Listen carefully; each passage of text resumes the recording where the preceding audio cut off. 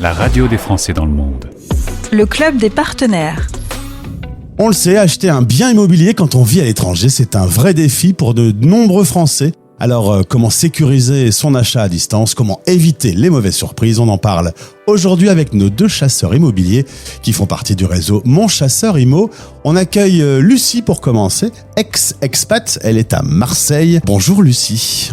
Bonjour Gauthier. Tu as déjà connu l'aventure en Chine, en Angleterre, et tu as même acheté un bien immobilier quand tu étais en Chine. Donc c'est vraiment un sujet que tu connais des deux côtés. Absolument, et ça aide beaucoup. Et on accueille également Pierre. Lui est à Lyon au moment où on se parle, avec 28 chasseurs sur cette zone très demandée en France. Bonjour et bienvenue. Bonjour, merci Gauthier. Alors aujourd'hui, déjà on peut commencer en se posant la question, quel genre de biens sont recherchés par les Français qui vivent en expatriation ? Ça dépend vraiment de la région où les gens ont envie de revenir. Si c'est leur région d'origine, si c'est Paris parce que c'est pratique, ou s'ils veulent mettre la famille un peu plus loin. Moi, je suis en Provence et en fait, j'ai souvent les gens qui cherchent à revenir, soit parce qu'ils veulent s'installer sur Marseille, soit parce qu'ils veulent y installer leur famille ou préparer leur retraite. Donc, en fonction de ça, on aura des demandes et des recherches de biens très différentes. Et je pense, Pierre, qu'on pourrait compléter aussi avec ceux qui veulent faire un investissement immobilier ?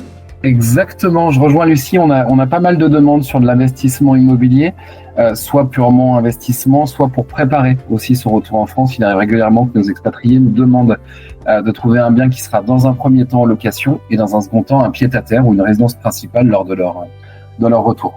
Alors aujourd'hui, pour aider nos auditeurs, quelles sont les principales difficultés que l'on rencontre quand on veut acheter en France ? On va en avoir, je pense, plusieurs. Il y a la question de la distance, du décalage horaire, l'emploi du temps qui est souvent chargé, mais également la méconnaissance d'un secteur. On a souvent des expatriés qui ont connu la ville ou plusieurs années en arrière, et les villes évoluent beaucoup aujourd'hui. Donc, un manque, on va dire, une analyse qui est plus poussée via un chasseur, une vraie connaissance du marché, et pouvoir mettre à disposition aussi tous les partenaires, c'est un point qui est très important, que ce soit les travaux ou la mise en location, pour leur apporter un accompagnement vraiment personnalisé pour que la recherche devienne sereine, selon moi. Et pour compléter, suivant les personnes, il est difficile d'être capable de faire une offre sur un bien qu'ils n'ont pas visité eux-mêmes. Donc, certains sont capables de le faire sur une visite qu'on peut faire en visio avec eux où ils peuvent poser toutes leurs questions.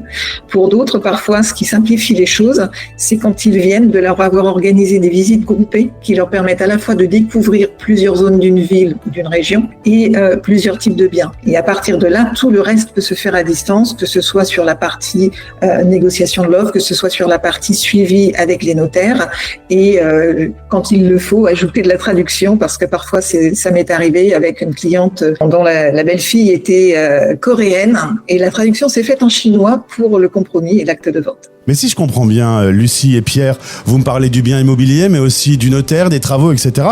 Vous ne faites donc pas juste que rechercher un bien ? Exactement. Le métier de chasseur immobilier ne se limite clairement pas à la recherche d'un bien. C'est vraiment un accompagnement global de la première prise de contact jusqu'à la réception définitive du bien. Ça passe par les négociations, le financement, les travaux, parfois la stratégie patrimoniale.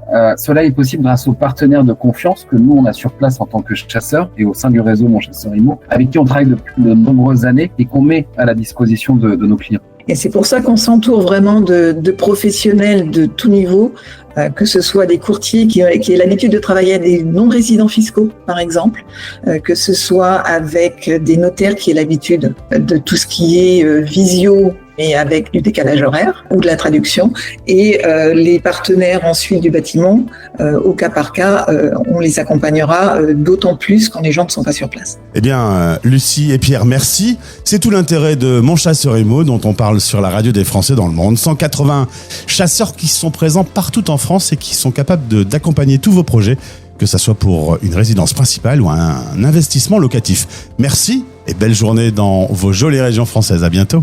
Merci Gauthier. Merci Gauthier, bonne journée. C'était le club des partenaires. La radio des Français dans le monde.